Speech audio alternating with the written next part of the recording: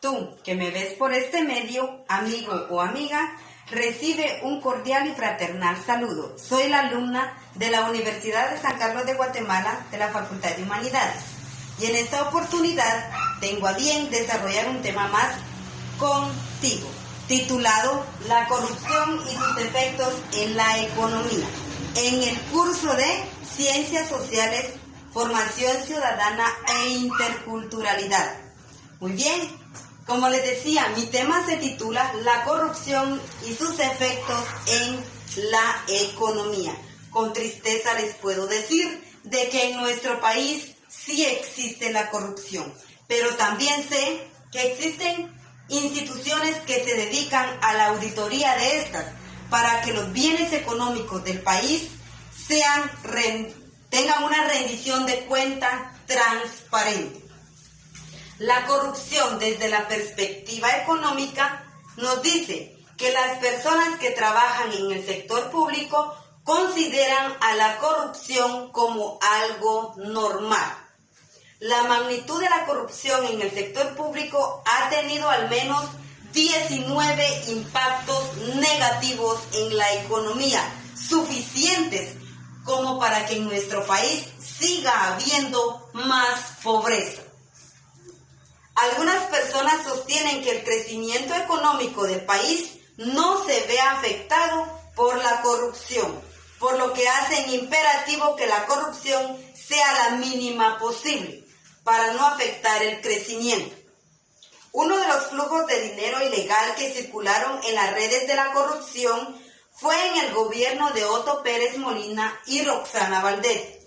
Un poder corrupto, letal, generando dominación y putrefacción de algunas instituciones públicas y ocasionando más pobreza.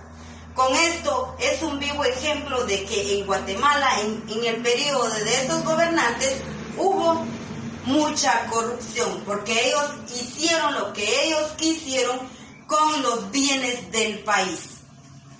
Pero gracias a la CICIG, ellos fueron encontrados culpables.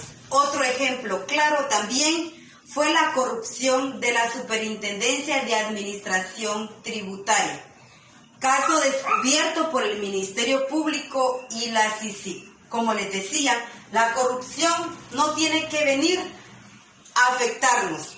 Tenemos que contribuir, tenemos que denunciar como ciudadanos, tenemos ese deber, esa obligación y sobre todo el derecho a denunciar. Los efectos de la corrupción en la economía principalmente porque hay una poca institucionalidad, porque hay un exorbitante atraso en las condenas del sistema de justicia. Nuestra justicia es lento para dar un paso, para que sea trabajado con transparencia. Por la baja clasificación de riesgo del país, por un Estado de Derecho débil. Estos son algunos aspectos de los efectos que hace la corrupción en nuestro país.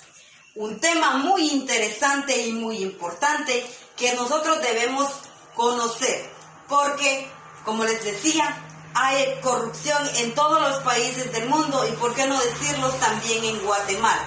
Pero tenemos que tener el hábito de denuncia. Denunciamos la corrupción para que nuestro ser esté en paz.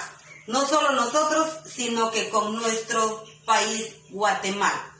Debido a la atención que usted prestó al tema expuesto en esta hora, realizaremos la actividad de aprendizaje. La tarea dice: las indicaciones a su creatividad e imaginación, elabore una historieta con personajes corruptos en nuestro país.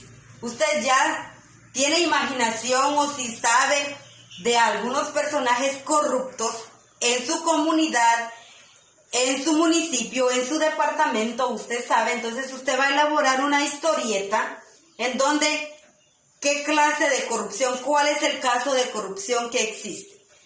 La historieta debe contener viñetas, debe contener dibujos, bocadillos, texto, código gestual y globo. Un ejemplo aparece aquí en la parte de abajo.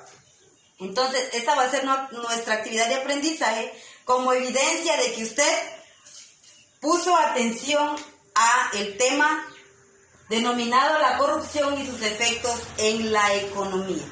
Ha sido un placer y un enorme gusto estar nuevamente con ustedes en una clase más, y recordemos que si no peleas para acabar con la corrupción y la podredumbre que hay en nuestro país, acabaremos formando parte de ella, y es lo que no se quiere. Trabajemos para construir una Guatemala mejor, una Guatemala próspera y sobre todo una Guatemala en paz. Muchas gracias y con permiso.